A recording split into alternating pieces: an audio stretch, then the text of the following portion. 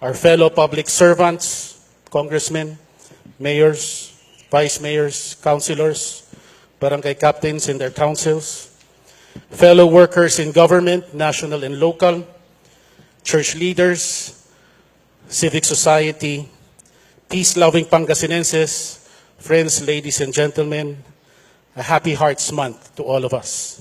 Floor Leader, what is your pleasure? Thank you, Your Honor. Mr. Presiding Officer, may I move that the Secretary to the Sangguniang be recognized to call the roll? Yes, the Secretary to the Sangguniang, Attorney Verna Perez, is requested to do the roll. May I proceed, Your Honor? Please do. Vice Governor Jose Ferdinand Z. Calimlim Jr., Presiding Officer.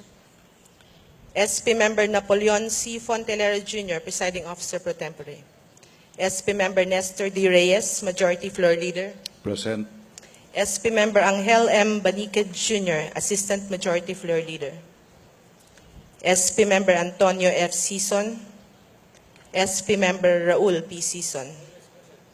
SP Member Generoso D. Tulagan Jr. SP Member Liberato Z. Villegas. SP Member Mohamito R. Libunao Jr. SP Member Danilo C. Uy. SP Member Clemente B. Arboleda Jr. SP Member Ranjit R. Shahani. SP Member Alfonso C. Bince Jr. SP Member Sheila Marie S. Perez Galicia, PCL Provincial President. SP Member Amado I. Espino III, Liga ng mga Barangay Provincial President. Mr. Presiding Officer, on the first special session of the 8th Sangguniang Panlalawigan of Pangasinan, there are 12 members present plus the Honorable Presiding Officer, Vice Governor. Thank you very much. With 12 members present, we have achieved a quorum. We are now ready to transact business. Floor Leader. Your Honor, since everybody is now ready to listen to the Governor's report on the state of the province, may I move for the suspension of the House rules in order that the Governor be ushered by the provincial department heads, the chiefs of hospitals, and all the members of Sangguniang Panlalawigan for the ceremonial walkthrough. At this point, rules are suspended to give way for the final State of the Province address of our beloved Governor.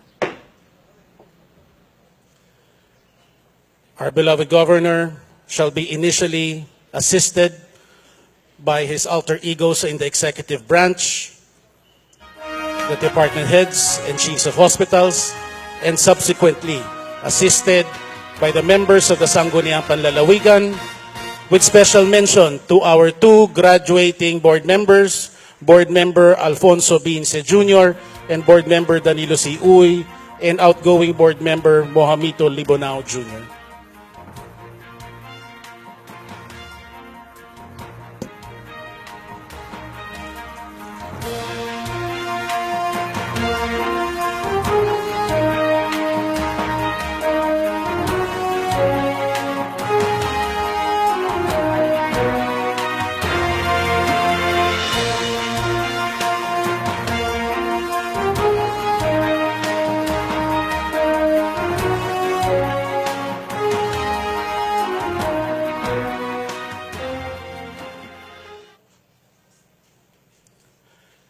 At this point, ladies and gentlemen, let us all rise and listen to the man who transformed the province of Pangasinan, the man who brought the pride back to our beloved province, the best governor Pangasinan has ever had, Governor Amado T. Espino Jr.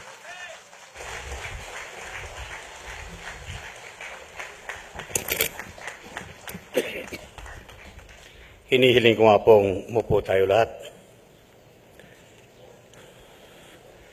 Ang ating mahal na Vice Gobernador, Jose Ferdinand C. Calimlim, palakpakan po natin. At ang mga membro ng Sangguniang Panlalawigan, palakpakan din po natin. Ang aking kabiyak at minamahal na asawa si Meli, kasama ang aking pamilya, at sa puntong ito, batiin ko na rin po ang kanyang mga kaklase na nagbalikbayan na galing sa iba't ibang probinsya. At ang balita ko, gusto na rin pong tumira sa Pangasinan. Thank you very much, guys. ang ating mga alkalde, mga bisi-alkalde, mga konsihal, at iba ibang opisyal ng lokal na pamahalaan. Palapakan po natin sila lahat. Kasama rin po mga punong barangay at mga barangay kagawad, mga kinatawan ng iba't ibang sangay ng gobyerno, nasyonal, regional, at lokal na hindi ko na po isa-isahin, at ang ating po makatuwang at kaibigan sa pribadong sektor, mga bisita at ibang panauhing, mga kapwa ko lingkod bayan, mga minamahal kong kababayan. Magandang umaga po sa inyong lahat, na imbag nga bigat tayo amin, masanton kabosan at sikatayo namin. Sadyang napakabilis ng panahon. Parang kahapon lamang, ngunit 8 taon, 7 buwan at 10 araw na pala ang nakalipas. Mula June 30, 2007, nung ako ay sumumpa at tumupo sa unang pagkakataon upang manungkulan bilang gobernador ng ating mahal na lalawigang Pangasinan. Sa darating na June 30, 2016, magtatapos na ang aking pangatlo at huling termino. Ipapasakamay ko na ang pamunuan ng ating lalawigan sa susunod na upong gobernador. Kung sino man po ang magwawagi at kung sino man po ang inyong pipiliin sa darating na halalan sa Mayo. Ako po, 10 ng aking pamilya, ay lubos at taus-pusong nagpapasalamat sa inyong walang sawang pagtitiwala at pagsuporta sa akin. Kayong lahat, mga minamahal na kababayan, ang naging gabay at inspirasyon upang maibigay ko ang lahat sa abot ng aking kakayahan na pagsilbihan kayo at ang ating mahal na lalawigan. Alam nating lahat kung ano ang ating dinatnan at kung saan tayo nagumpisa noong June ng 2007. Kayo na mismo ang magpapatunay. Sa loob ng 8 taon at 7 buwan na pagkasama at pagtutulungan sa ilalim ng aking panunungkulan bilang ama ng ating lalawigan, marami tayong nagawa. Malaki ang manangyaring pagbabago. Malayo na ang ating narating. Humantong tayo sa ganitong matatag na katayuan dahil sa pagmamahal natin sa ating mahal na lalawigan. Ang pagmamahal na yan ang naging gabay at inspirasyon upang ibigay natin ang lahat, upang gawin atin ng marapat at itaguyod ang dangal at kapakanan ng ating lalawigan, ang dangal at kapanan ng bawat anak ng Pangasinan. Mabilis ang mga pangyayari dahil nagumpisa tayo na malinaw kung ano ang gusto nating gawin. Malinaw sa atin kung ano ang mga pangunahing tungkulin na dapat gampanan ng pamahalaang panlalawigan. Mabilis ang mga pangyayari dahil umpisa hanggang ngayon, palagi tayo nakatuon sa ating vision na ang Pangasinan ang maging best place to invest, work, live, and raise a family. Nakatuon tayo sa ating misyon na gawing number 1 ang Pangasinan. At tinikayat natin ang lahat na makiisa o pangisulong ang mga layuning ito. Unang inayos natin ang Kapitolyo, kasamang lahat ng 14 na ospital at 7 agricultural extension facilities ng probinsya. Dahil bukod sa ito ang mga gusali at lugar na nagsisilbing mukha at katauhan ng pamahalaang panlalawigan, dito rin nagtatrabaho ang mga kawani at mga opisyal ng probinsya upang maibigay ang tamang serbisyo sa ating mga kababayan, lalo na sa ating mga ospital. Kaya dapat lang na mga gusali at lugar na ito, kasama mga kawani at opisyal ng ating pamahalaan, ang unang-unang maging malinis, maayos at marangal. At ganun na nga ang nangyari. Sa pamagitan ng isang maiksing audiovisual presentation, hayaan po ninyong ipakita muna natin ang ilan sa mga nangyaring pagbabago sa ating lalawigan.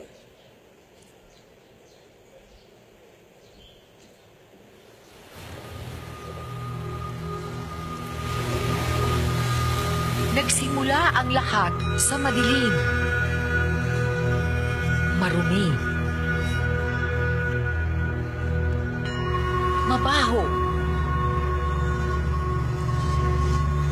sira-sira, at matamlay na pamumuhay.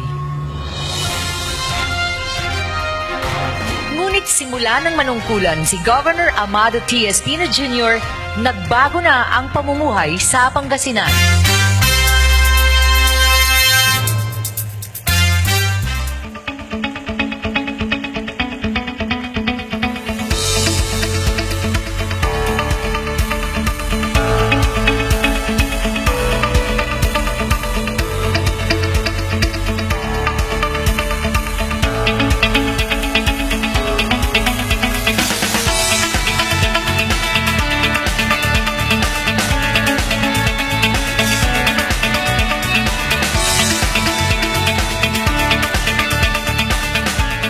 Bukod sa Kapitolyo, may iba pang mga gusali ang inayos. Ang nooy sira, ngayon ay madalas ng pagdausan ng mga malalaking kaganapan, mahalaga at makasaysayang pagdiriwang at makabuluhang pagtitipon.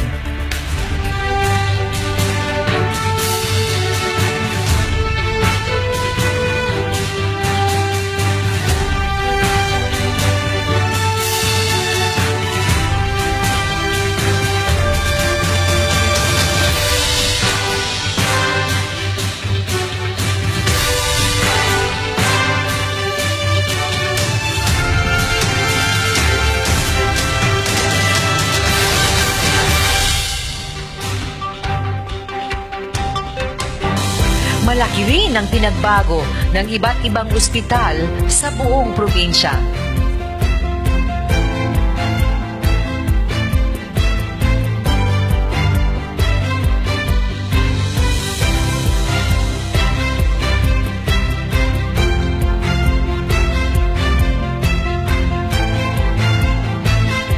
Kaya ngayon, ang mga pagamutan ng lalawigan ay tinagurian ng Hospitals of Choice.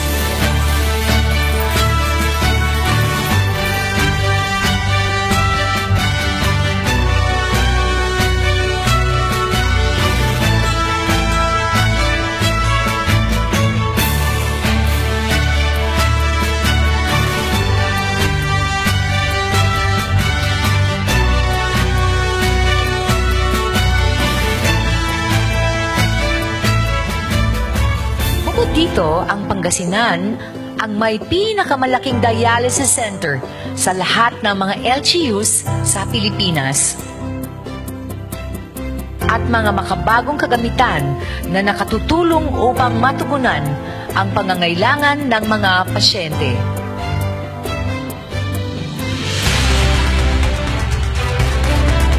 Upang mas mapalago ang sektor ng agrikultura, pinagsikapan ng provincial government na makapagbahagi ng makabagong teknolohiya at pinakamabisang pamamaraan sa pagsasaka. Makapaglaan ng pondong ipapautang sa mga magsasaka para sa pataba, punla at binhi.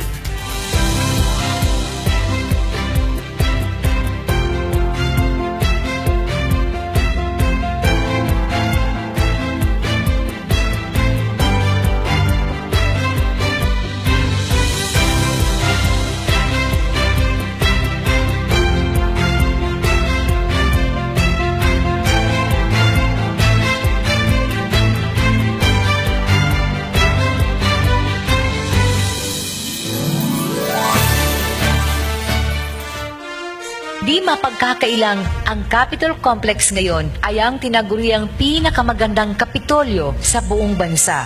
Kung kaya't ito at gayon din ang mga ospital at agri-stations ng pamahalaang panlalawigan ay nagiging paboritong destinasyon na ng mga nagsasagawa ng lakbay-aral mula sa iba't ibang lalawigan.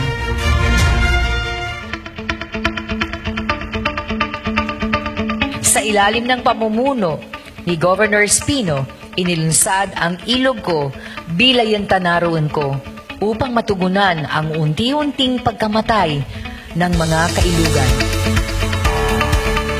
Sa proyektong ito, ang dating marumi at makalat na kailugan ng Pangasinan ay nagkaroon ng pagbabago dahil sa pagtanggal ng mga iligal na istruktura at pagdaraga.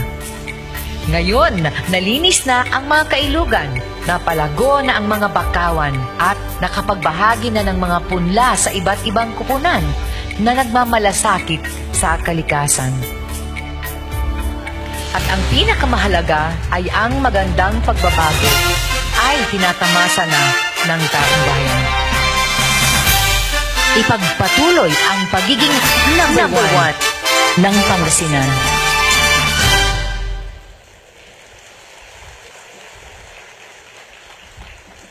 Ngayon, meron ng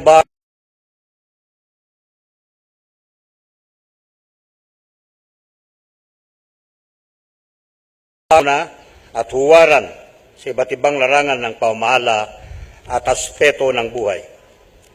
Ngayon, mas maayos at mas sapat ang kakayahan ng pamahalaang panlalawigan ng Pangasinan na magbigay ng mga pangunahing serbisyo sa ating mga mamamayan. Sa loob halos ng 9 na taon sa pamagitan ng regular trainings at team building sessions, nahasa ang mga kawani ng Pangasinan upang magtulungan, magsilbi ng marangal at ibigay ang buong kakayahan sa bawat gawaing panlipunan. Upang mas lalo pa silang magsikap na magsilbi sa bayan, inasikaso rin natin ang kanilang kapakanan. Tayo lang ang lokal na pamahalaan na may sariling Employees Health and Wellness Program na kung saan ay meron silang fitness gym na pwedeng puntahan sa kanilang free time. May libreng periodic check-up at tao ng executive check-up sa ating mga ospital sa buwan ng kanilang kaarawan. Bukod sa awards and recognition na binibigay bawat taon, 6 na beses nang nabigyan ng dagdag sweldo ang ating mga kawani sa loob ng ating panunungkulan. Kaya naman, lubos kong magtrabaho ang ating mga kawani. Ang mga kababayang pumupunta sa ating mga tanggapan at mga ospital ang mismong nagpapatunay na patuloy na tumataas ang Client Satisfaction Index sa serbisyo ng ating mga tanggapan at ospital. Mula sa 3.59 noong 2011, umakyat ito sa 4.16 noong 2015, kung saan ay 5 o 5 ang pinakamataas na score sa antas ng pagkakontento sa ating mga serbisyo. Nakita rin ng Civil Service Commission ang ating mga ginagawa. Kinilala ang Human Resources Management and Development Office ng Pangasinan bilang most outstanding human resource management practitioner sa Region 1. Halos lahat ng mga sangay ng pamahalang panlalawigan ng Pangasinan ay nangunguna rin sa iba't ibang larangan sa pamamahala sa buong rehiyon at sa buong bansa. Tayo ang 2015 National Hall of Fame Best Provincial Employment Services Office, First Class Province category. Ibig sabihin, 3 taon pong sunod-sunod, 2013, 2014, 2015, tayo po ang best peso sa buong bansa. Tayo ang most outstanding Provincial Accounting Office noong 2008 at 2013. Most outstanding Provincial Assessor of the Philippines ng 2008. Region 1 Most Outstanding Provincial Treasurer ng 2011. National Champion Garantisadong Pambata 2009. National Champion ulit ng DSWD National Pag-asa Youth Summit noong 2011. Palaging National Awardee for Best Tourism Practices mula pa noong 2012. Ang ating Western Pangasinan District Hospital ang nahirang na 2012 National Champion sa DOH Infant Young Child Breastfeeding Project. Ang Pangasinan Provincial Hospital ang 2012 Third Best Training Center for Dialysis sa buong bansa. Ang ating Provincial Disaster Risk Reduction Management Office ang kasaisang nabigyan ng Gawad Kalasag Exceptional DRRM Award noong 2015 at marami pa pong iba. Ngayon, pagkatapos ng halos 9 na taon, ang ating Kapitolyo ay kilala at itinuturing na pinakamaganda sa buong bansa. Ngayong malayong mas maganda at mas maayos ang ating buong Pangasinan.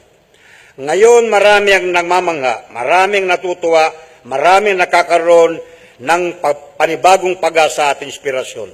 Kasama dyan ang maraming bisitang dumarating araw-araw galing sa iba't ibang lugar ng Pilipinas at pati na rin sa ibang bansa.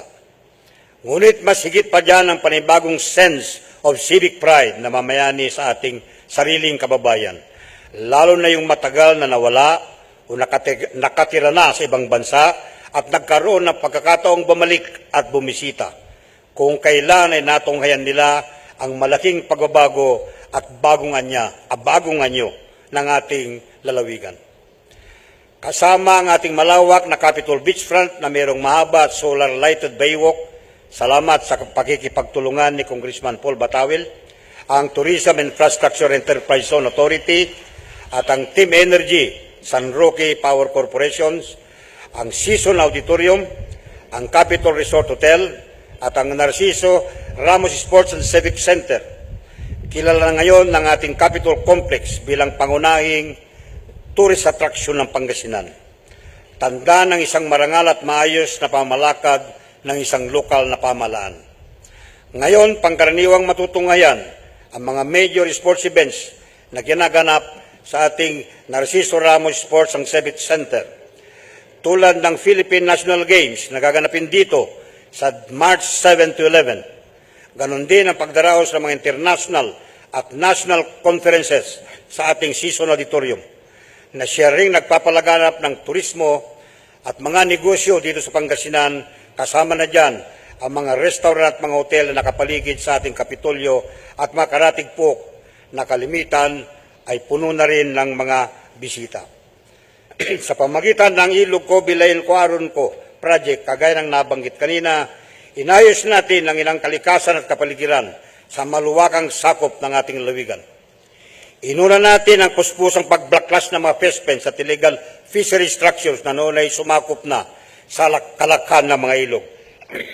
Nagsagawa tayo ng dredging operations sa Dagupan, Binmalay, Bugalyon, Lingayen at Labrador upang alisin ang mga lupa at duming naipon sa ilalim ng bunganga ng Agno River System na naging sagabal sa tuloy-tuloy na daloy ng tubig papuntang dagat. Ito ang dahilan noon na naging marumi at mababaw ang ating kailugan, kaunti ang nabubuhay at nahuhuling isda, at malimit na nababaha ang ating kanayunan. Pagkatapos malinisan ang mga ilog, ginagawa natin ang malimit na kapakawala sa mga kailugan ng communal waters natin, ng tilapia fingerlings na galing sa ating mga provincial fish hatcheries sa Lingayen, Santa Barbara at San Quintin. Nagpapatanim din tayo sa pangpang ng ilog at marine coastal areas ng mangrove seedlings ng pinalaki sa ating provincial mangrove nursery sa Bolinao. Ngayon, maraming nahuling tilapia at sari-saring isda sa tabing ilog, bukod sa naging maliwalas at malinis ang kapaligiran ng ating mga kabaybayan. Maliban sa Regional Best Practice Award na natanggap natin noong 2011, nakuha din natin ang Regional Gawad Pagkilala Award noong 2013 at National Gawad Pasasalamat sa mga kabalikat sa pangisdaan noong 2015. Lahat po ito ay dahil sa ating Ilog Ko, Bilayin, Tanaron Ko project. Sa kabuuan, tayo ay naging Hall of Famer sa Coastal Resources Managed po sa Region 1. Ang Pangasinan din ang naging cleanest, safest, and greenest province sa Region 1 noong 2013 at 2014. Ngayon, lahat ng 5,684 linear meters na provincial bridges ay gawa na sa konkreto or permanenteng istruktura.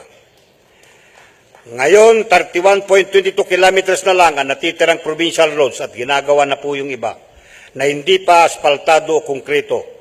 Nagmula ito sa habang 116.5 kilometers na hindi pa konkreto aspaltado noong 2007. At ngayon din po, mas marami na rin aspaltado at konkretong municipal at barangay roads na papunta sa mga paunahing tourist spots sa Pangasinan at saka sa ating mga kanayunan.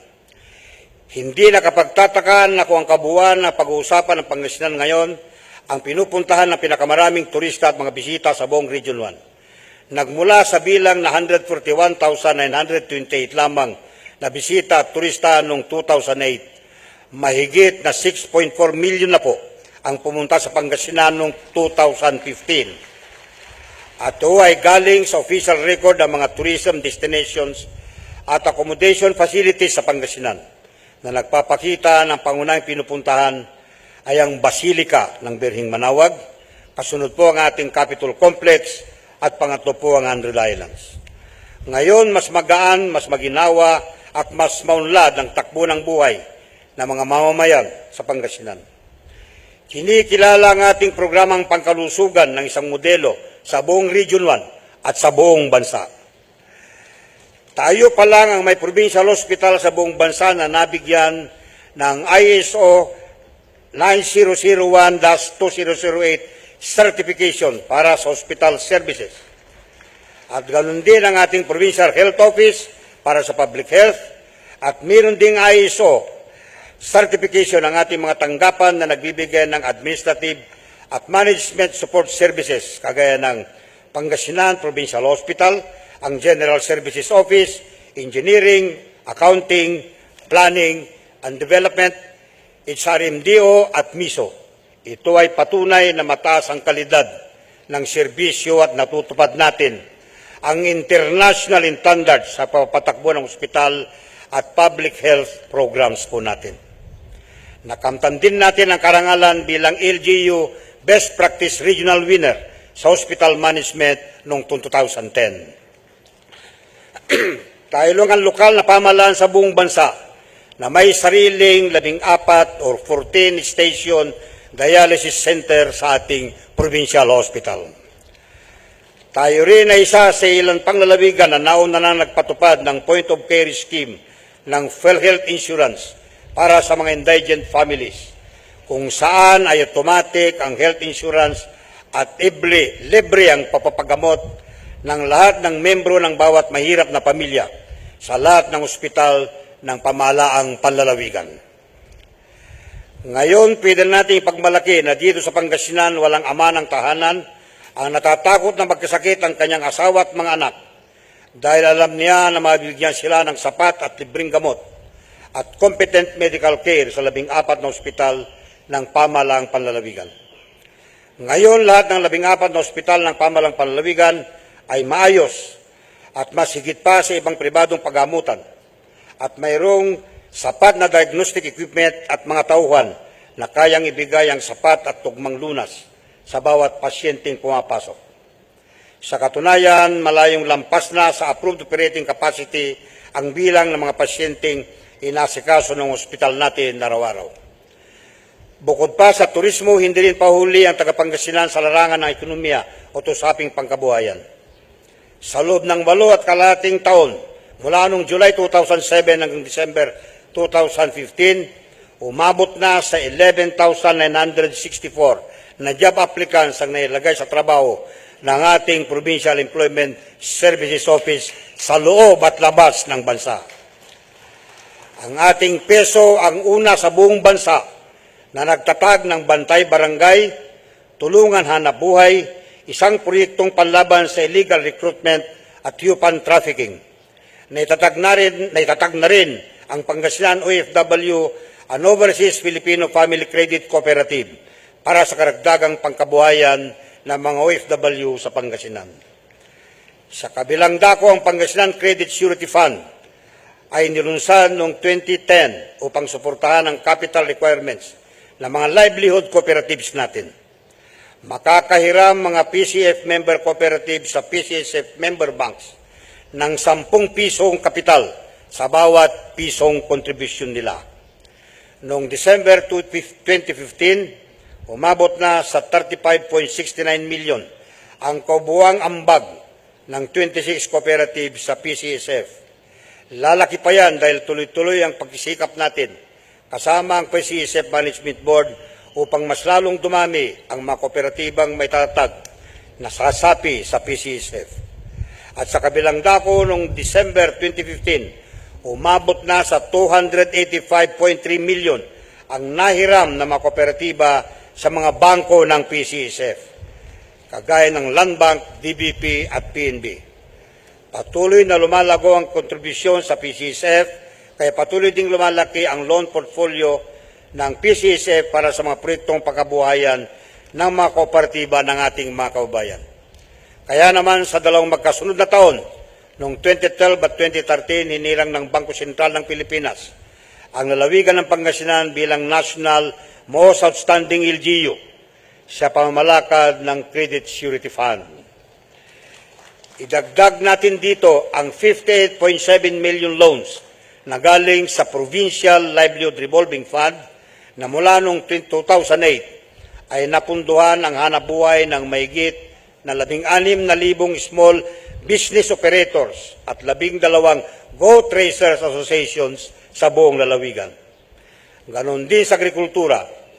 Mula sa 86,445 hektaryang taniman na may patubig noong 2007, ito ay tumaas pa sa 102,628 na hektarya noong 2014. Noong 2015, noong nakarang taon, naglaang po tayo ng karagdagang 100 million upang gawin ang mga communal irrigation systems at maglagay ng mga gripo upang patubigan ang karagdagang 23,116 hektaryang taniman.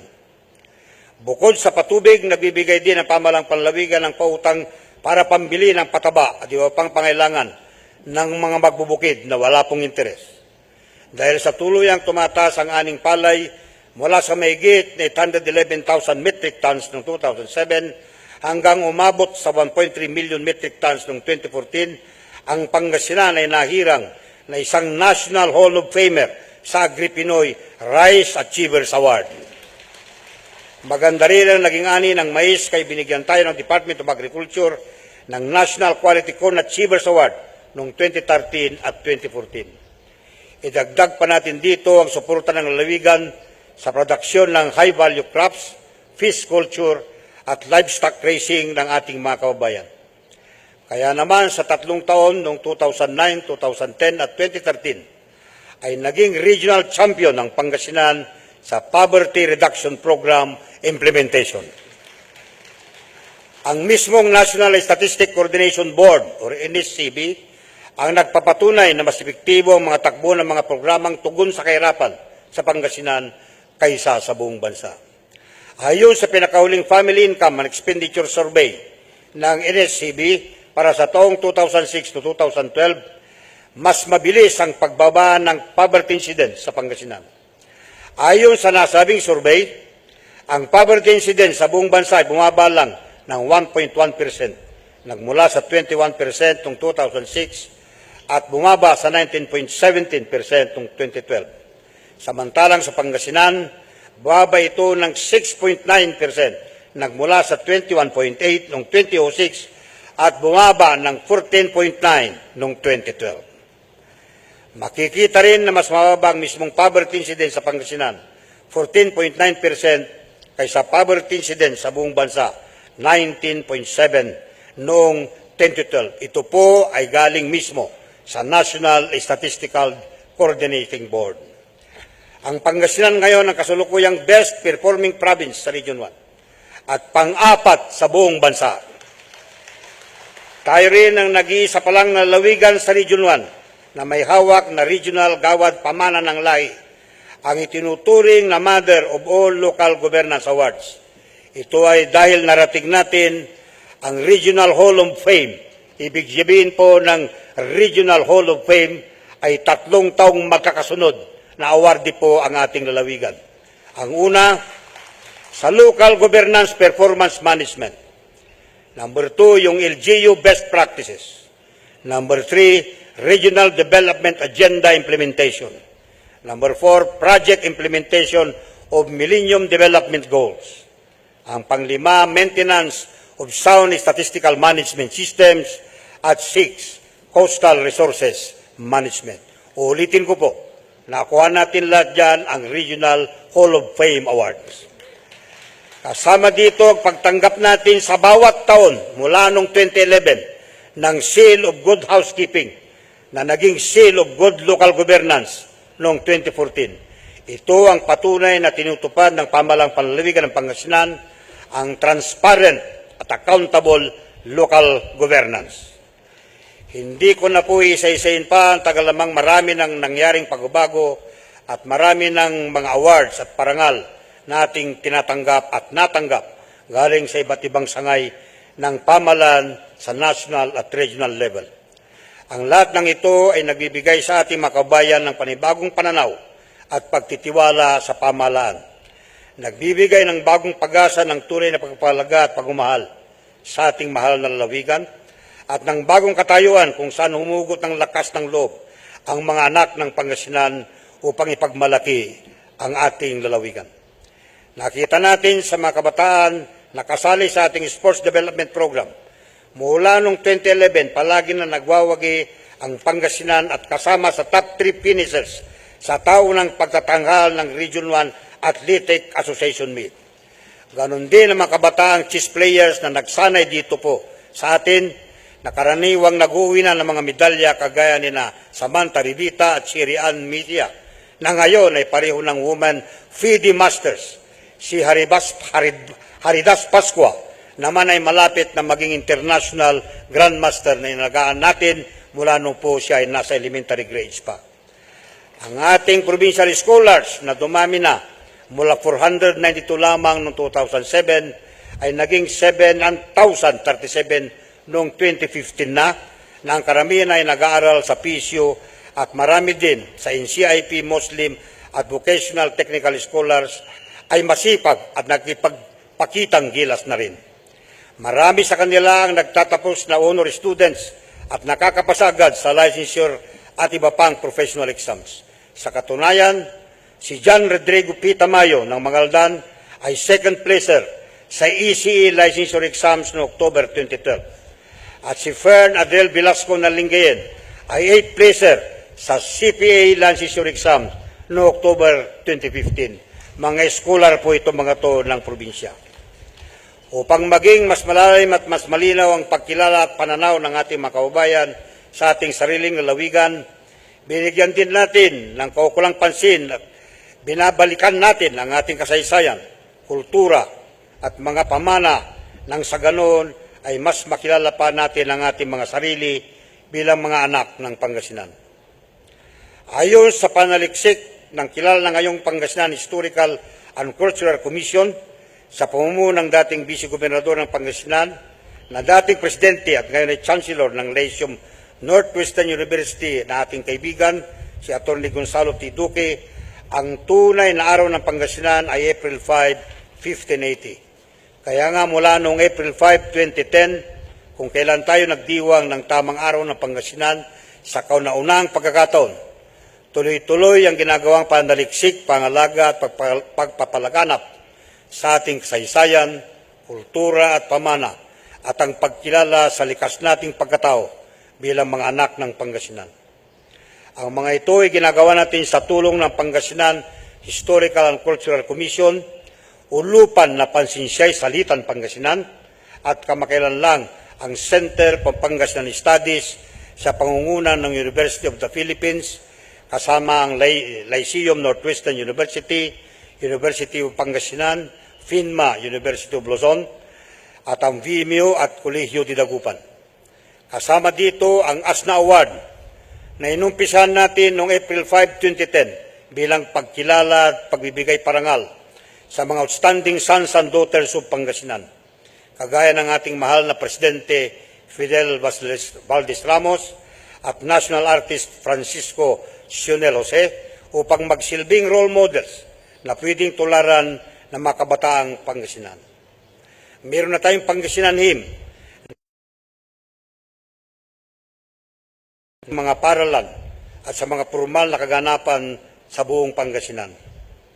Noong 2011, ang Pangasinan naging kanaunahang lalawigan sa buong bansa na nagkaroon ng sariling local language orthography o ang wastong paggamit ng mga salita ng Pangasinan na mayakmang basbas at pagkilala ang Komisyon ng Wikang Pilipino. Pagkatapos ng isang masusing panaliksik at pag-aral, natapos din at nailabas natin noong April 5, 2015 ang Pinabrindalin, ang bagong aklat ng kasaysayan ng Pangasinan na isinulat sa pamamahala ng Pangasinan Historical and Cultural Commission kasamang academic researchers at sa pangunguna rin ng ating PHCC Commissioner Virginia Pasalo na nagsilbing lead author at editor.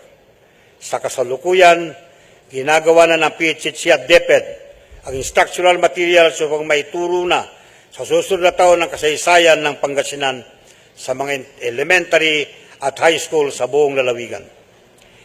Inulinsad din natin ang Kurit Panlunggaring noong April 5, 2012 upang mahikayat ang mga kabataan at iba pang manunulat na gumawa ng mga tula, kwento at nobela sa salitang Pangasinan. Noong April 5, 2015, nailabas na natin ang isang libro o antolohiya ng mga nanalo sa paligsang ito mula noong 2012 hanggang 2014. Upang manatiling buhay ang ating kultura sa mga bayan-bayan, meron na rin tayong taunang paligsahan sa mga katutubong kanta, sayaw at sarswela ng Pangasinan. Ginagawa natin ang lahat ng ito upang manatiling sariwa at buhay sa ating mga isipan, sa ating buong pagkatao, ang ating pagiging Pangasinan. Lalo na sa mga kabataan na magpapatuloy na lahat ng ito pagkatapos natin. Sana huwag tayong lumihis sa tinatahak nating daan. Sana magkaisa at sama-sama nating itulak at ipagpatuloy ang pagunlad ng ating lalawigan. Sa kabila ng maraming pagbabago at magandang takbo ng buhay sa Pangasinan, marami pa rin ang naiwan nating dapat gawin o mga bagay na dapat bigyan ng panibago at mas masusing pansin.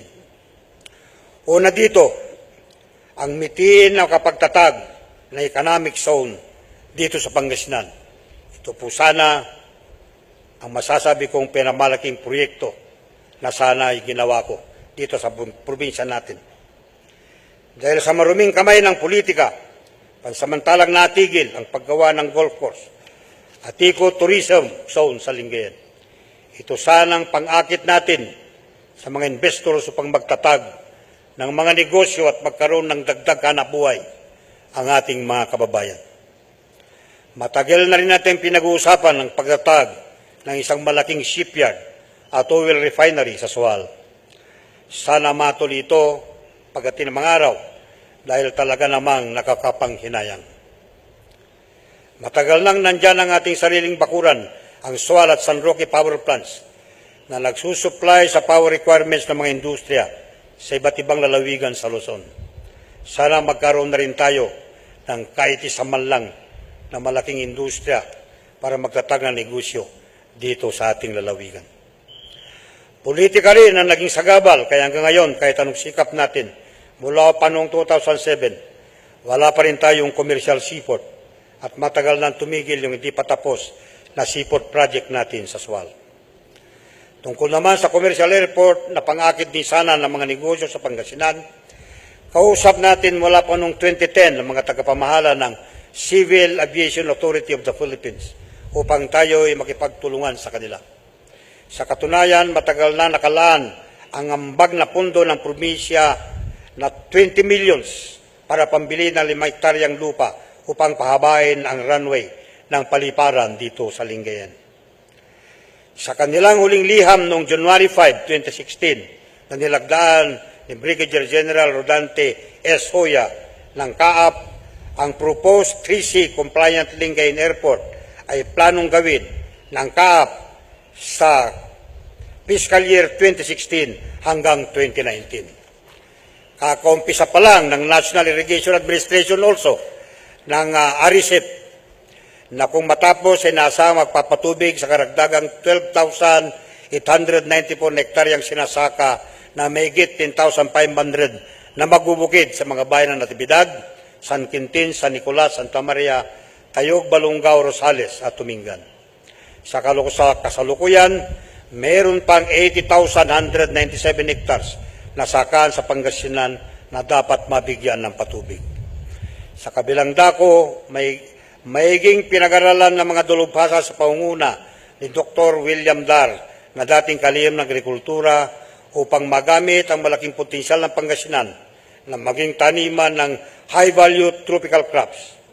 Kung maayos ang supply chain, magtatag sila ng major agro-industrial operations dito sa Pangasinan. Nag-umpisa na sa Salvacion Rosales kung saan tayo nagtayo ang Prasad, isang India-based company ng isang corn seeds processing plant na siyang bibili ng aning mais ng mga magsaka sa Eastern at Central Pangasinan. Dapat din nating bigyan ng mas matinding pansin ang pagbuo ng mas marami pang kooperatiba sa mga barangay upang magkaroon ng karagdagang hanapbuhay ang mga tao, lalo na sa mga magsasaka, na mas maraming panahong walang ginagawa habang naghihintay ng anihan pagkatapos ng pagtanim. Dito natin pwedeng gamitin ang ating Credit Surety Fund na handang suportahan ng mas marami pang kooperatiba sa Pangasinan.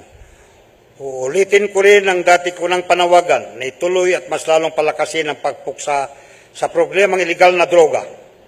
Tayo ay magkaisa upang tuluyan na sanang mawala sa ating makanayunan, upang tuluyan ng maglaho sa buong lalawigan ang salot na ito sa ating lipunan.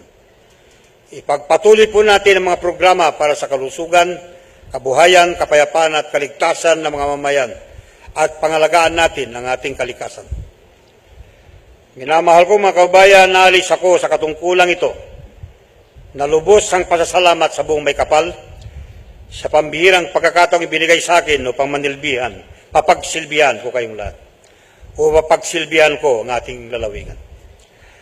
Aalis ako na puno ng pasalamat sa inyong lahat, sa ibigay ninyong pagtitiwala, sa 3 beses na pagbigyan niyo sa akin ng mandato upang mamuno sa ating lalawigan at sa inyong suporta at pakikisa sa buong panahon ng aking panunungkulan.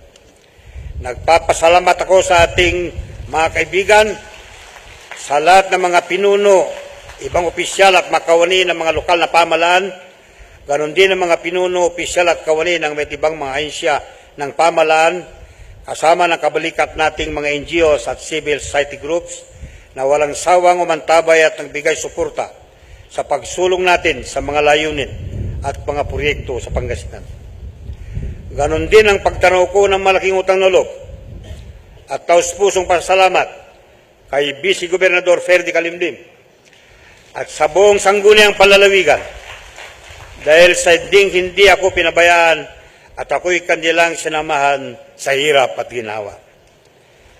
Nagpapasalamat ako sa mga department heads, sa mga lahat ng empleyado sa Kapitolyo na naging kagapay ko sa loob ng halos 9 na taon. Palakpakan po natin sila.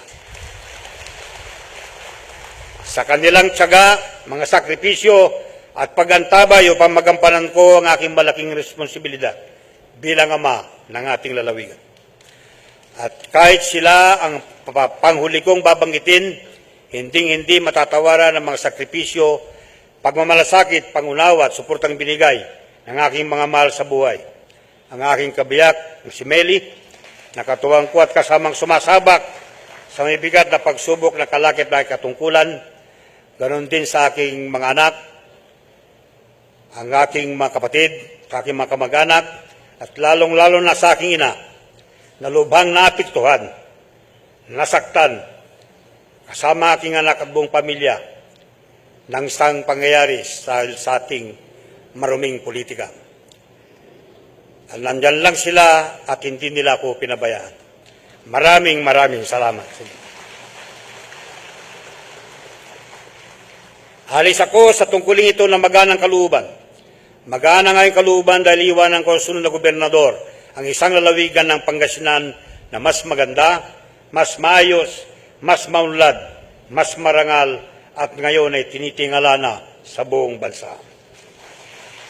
Iiwanan ko sa sunod na gobernador ang mga mamayan at mga anak ng Pangasinan na mas maganda ang katayuan, na buwang loob, na tunay na nagmamahal at nagmamalasakit na sa sarili nilang lalawigan.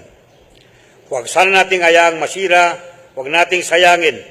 Bigyan natin ng tama at matibay na pagpapalaga ang lahat ng mga pagbabago na naipundar natin, ang matatag at mataas na katayuan nating lalawigan sa harap ng buong bansa, ang karangalang nadarama ng ating makabayan bilang mga anak ng Pangasinan. Atin ang Pangasinan. Kayo, tayo ang Pangasinan. Mabuhay, mabilay sa Pangasinan. Salamat sa Diyos. Salamat kada kayo amin. Salamat kasi kayo namin. Magandang umaga po.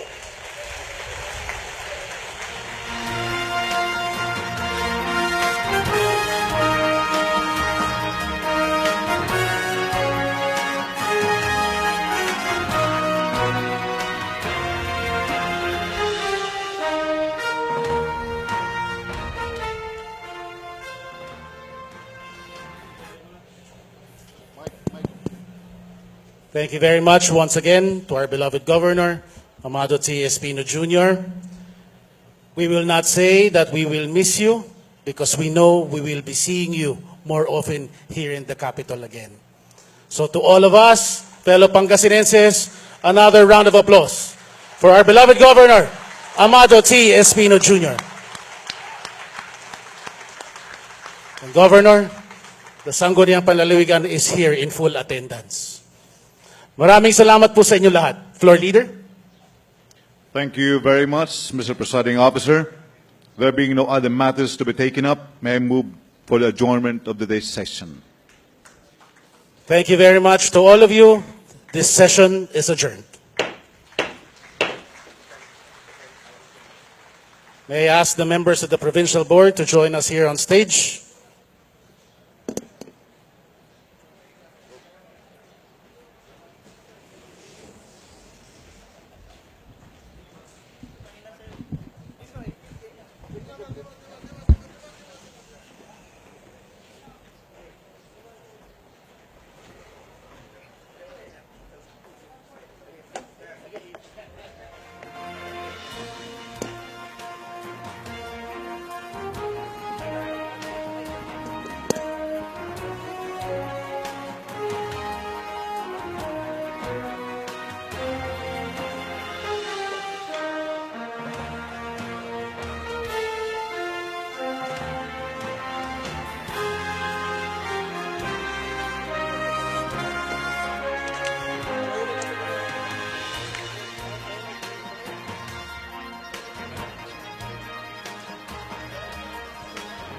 Balik na to, tapos ang video ito.